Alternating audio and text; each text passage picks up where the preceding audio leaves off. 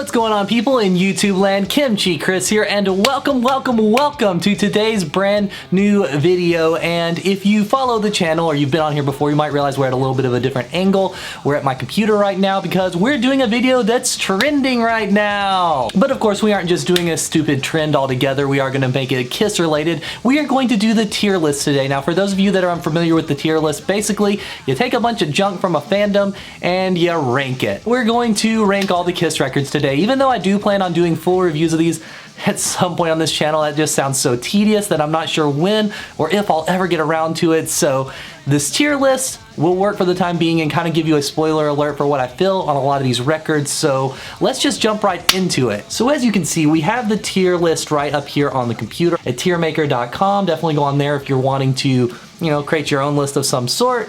And right here, you can even make your own KISS one because this is up for the public. The KISS Albums Tier List Maker. That's right, the KISS tier list. And we have, of course, the ranks here. We have the albums down here. And we're just going to put these in here. So, it's worth explaining if you have not seen one of these videos before, perhaps.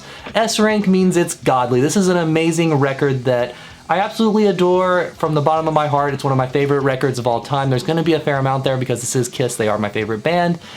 A means it's amazing. We're just going to say amazing. That means it's a really, really good record, and we really do enjoy that record here at the Kimchi Chris channel.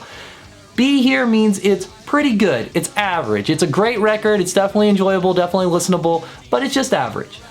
C, on the other hand, means it's a little bit below average. There's some good on there, there's some bad on there, but it's definitely below average. And D means it's bad. We just say D stands for damaged. It's not really that good. There's still probably some songs on there I enjoy because this is KISS, and every record has something I enjoy on it, but it's not the top of the heap at that point. So we got all the records here. I included all the studio records. I included the live records as well, and I even included some of the greatest hits records that have, some original material. I even put double platinum on here because Starter 78 is there, and let's just see where I put all these. So first up, we have the A solo record, and if you know me at all, you know right where that's going. It's one of my favorite records of all time, so of course it's an S rank. This is an amazing record.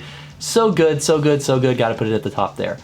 Next up, we have Alive 2, and I'm gonna put that as a really, really good one here. It's an amazing record, but it's not my top tier. It's a great record. I enjoy it a lot, but it's just not quite up there with where some other records are gonna be, even though I could listen to it any day of the week. Next up, we have Alive 3. You know what? It's going to go right next to Alive 2. I know some people don't love this version of the Alive series, but I've always been a fan of it. I love Alive 3. It might be because I got it when I was younger, but I've always loved it. I love that lineup. It's a great record. Next up, however, we have the Symphony record. We have Alive 4, one version of Alive 4 there, and it's going here. It's average. It's okay. It's all right. It's not the best, not the worst. I know some people really hate it. Again, it came out when I was younger, so it's okay. It's all right. But then we have the Millennium Concert here, Alive 4. Oh boy. Should it go here or should it go here? That is the question. This is not good. It's not necessary. I mean, it's good to have another official live release. You can never get too many of those, but it makes sense why it was kind of shelved for a while. But you know what? I don't think it's completely awful. We're just going to put it at below average. Do I listen to it a lot? No. But it's not the worst thing in the world. That being said, we're rebounding here with Alive. Alive goes to the very top. I don't think that's a surprise to anybody that's a KISS fan. It's one of the best records of all time. Definitely one of the best, if not the best, live records in my humble opinion, despite how live it actually is or not. So, great record to put there at the top. Animalized. Or Animalized. I've always called it Animalized, but I know it's Animalized with no D there. It's average to me. It's average. The Paul songs are good. Mark St. John, I'm not a fan of him.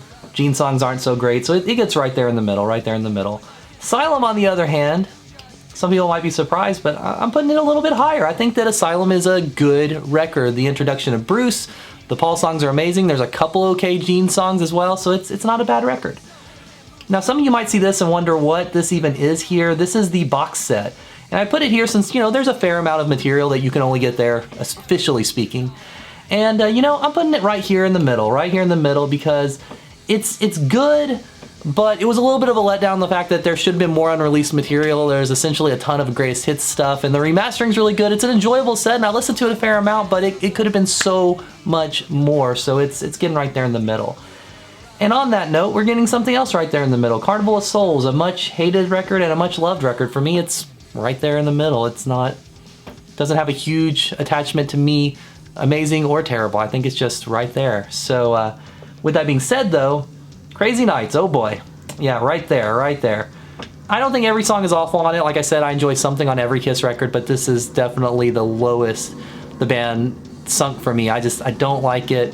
What a bad follow-up to Asylum, if you ask my humble opinion on that. I know some people love this record. If you love it, that's great, more power to you, but it's just not my record. But a record that is my record, oh boy, Creatures of the Night. We are putting that at the very top. We got Creatures of the Night at the top. I love it, love it. Everybody loves Creatures of the Night. You should love it. That drum sound, the, songs themselves, the playing from Vinny as well as the other guitarist, that cover, Gene's songs, Paul's songs. It's an amazing record. So good, so good. And next up we have a record that's a lot of people's favorite record, Destroyer, but I'm putting it just a rank below the top there. And really the main reason is I've heard these songs a million times. I've heard them a million times. I still love them all. They're great songs, but fatigue does factor in at some point.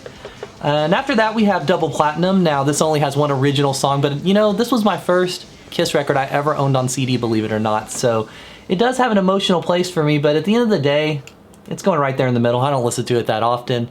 It's kind of pointless for me, but it's something I feel is worth throwing in the ranks. On the other hand, Dressed to Kill is next, and that's going right to the top. That's just one of my favorites of the first 6 records. I mean, they're all great. They're all great. There's not a bad record in the first 6, but I love Dressed to Kill.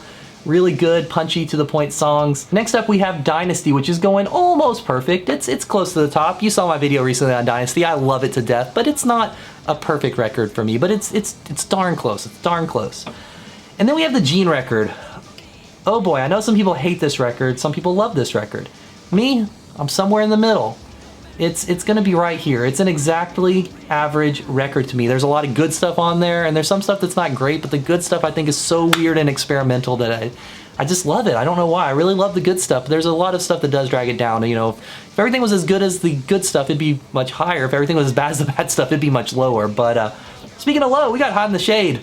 It's going right there next to Crazy Nights. Do not like this era of the band at all. Tour is great. The DVD of the show, from that tour that's on Kissology is amazing, but just not a fan of the record. On that note, Hotter Than Hell. Arguably my favorite studio record of all time from KISS. The other one's coming up here in a second, but of course it's going to the top for me. Love this record. I know a lot of people hate the production, but I think it adds to the record a little bit. It adds to the heaviness, the weirdness, the creepiness, and it's just altogether an amazing record. I can't say enough good things about it. And then we have Killers, which is kind of unnecessary. It's going right here, a little bit below average. I mean, it's a greatest hits record, but I'm ranking the new songs here really, and they're just not the best songs in the KISS catalog before new cuts. So I don't know, it's going there. And next we have Kiss Rocks Vegas.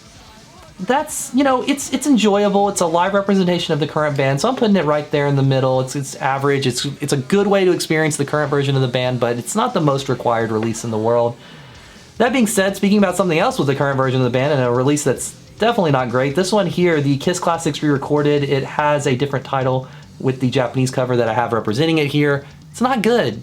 It's okay, it's interesting to hear the re-recordings of these songs, but nothing's better than the original recordings on this one. I get why they put it in with Sonic Boom at Walmart because, at the end of the day, it was going to help sell the record, having Greatest Hits record on there and having the new recordings, and I get why they did those, a lot of them for licensing reasons, but it's just kind of pointless to me. I'm glad that it's, out. I guess I'm glad it's out. I guess I'm glad the guys are getting the money for the songs they wrote. I don't know. I really don't know. But Lick It Up. Oh boy, we talk about Vinny a lot on this channel, and you know what? You can't deny this record. Lick It Up is right there at the top. It's a pretty much perfect record in my book. What a way for the band to cement that they were a force to be reckoned with again without makeup. What a great record. And next up is arguably my favorite studio record right there with Hotter Than Hell, Love Gun. I absolutely adore Love Gun. It represents everything I love about the band. There's not a bad track on it. I don't love Then She Kissed Me, but other than that, it's pretty much a perfect record to me, so it's right there at the top. And then we have Monster. Monster I enjoy. I really like the good songs on it, but there's some that I'm just kind of about, and I'm glad it exists, but it's right there in the middle. It's average, just like a lot of stuff from the current version of the band. I love the current version of the band. The shows are amazing, but a lot of it's just like, KISS by numbers at the end of the day. Even though I enjoyed it, I'm glad it exists. And next up we have MTV Unplugged. Yeah, it's going right to the top. I don't even think I have to explain that. You've heard this record. You know how good it is. We don't really have to talk about that. And then we have the Paul solo record. It's right below the top. I enjoy it quite a bit. It's not as good as Ace's record, but it's better than the other ones. It's Another one's basically a KISS record, even though it's Paul solo, but definitely enjoy it. If all the songs were as good as something like Wouldn't You Like to Know Me, it might have been at the very top, but still a great record. Peter, on the other hand, now this I know is a perplexing record. I know a lot of people love it and a lot of people hate it. I fall into the camp that's just not a fan of it. There's some decent songs. Hooked on Rock and Roll is good. Tossin' and Turning's all right, but it's just not, it's not good. I'm glad he followed his heart. I'm glad he did what he wanted to do, but what he wanted to do and how he followed his heart is not how I would do things, so it is what it is.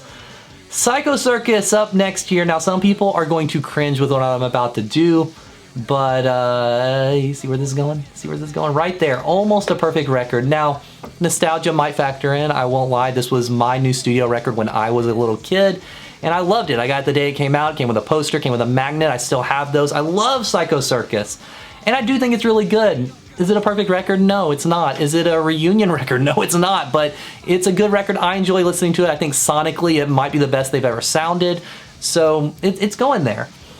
Speaking about sounding good sonically, by the way, and being a great record, Revenge is going right to the top. I don't really have to argue about Revenge. I know there's some detractors out there, but I love Revenge. Great record right there at the top. Now this one might shock some people. Rock and Roll Over. I enjoy it. I really like it. I really like it, but I don't know. It's never really got with me like some of the other ones. It's going just, you know, it's above average, but it's not the top tier for me. It could be when I got it in the middle of some other records I really enjoyed, and it kind of got on the back burner, and it never quite clicked with me as much as the others, but it is a good record. It has some amazing songs, so it's still getting high on the list. Smashes, thrashes, and hits here. This just doesn't even need to exist. The new cuts are bad. The re-recording of Beth is bad. The remixes are bad. It's, out of all these, arguably the worst, if you ask my humble opinion. And next up, we have Sonic Boom. I love Sonic Boom. I'm putting it right up there. Yeah, believe it or not, I've put it, you know, above some of these other ones that people love more, and right up there with the same level as some of the others like Rock and Roll Over. And I know some people really don't agree with that, but I love Sonic Boom. I don't think there's a bad track on it. I think it's great to have Tommy and Eric doing some songs. Next up, we have the first self-titled one. It's going right there too. Now I'll explain. The only reason this isn't at the top is because of the production. The production just isn't great. All the songs are better on a live. Let's just be honest. So next we have Music from the Elder. I know some people love it, some people hate it. I'm right in the middle on it. I enjoy the record, so it's getting right there in the middle. I don't think it's awful by any stretch of the imagination, but it's also not the best. It's an interesting experiment. Sometimes I really get into it for a couple months, but then I don't really listen to it very regularly, so that's why it's there. Unmasked, on the other hand, another record that some people really hate. Yeah, I'm ranking it right up there with Destroyer, the self-titled Rock and Roll Over, all that stuff. I love Unmasked. Again, it could factor in when I got it. It could be some nostalgia, but I think it's a great record. I like power pop, honestly, and I think that's what they were trying to go for here, and I think they achieved it pretty well. And last up, we have a record that many people might not even include in this list. You Want the Best, You Got the Best. You know, a couple live recordings and an interview that we hadn't heard before. I'm putting it right in the middle because it's enjoyable. I got it at the same time I got double platinum on CD, so when I was little. So to me it has a special place, but I know it's just kind of average overall. It's a decent compilation to throw in the car if you want to introduce some friends to live KISS recordings, but other than that, it's kind of pointless in all honesty. And there you have it, my ranking of the KISS records here. I've somehow lost the title there for a little bit, but so as you can see, I mean, they are my favorite band. So of course, there's going to be more good records than more bad records in my eyes, but you know, there's still some records I don't love that you can see there at the bottom. You know, Crazy Nights, Hot in the Shade, the re-recordings, Peter, and Smashes. They're all records that exist in the world and have a few decent songs, but overall, not a fan.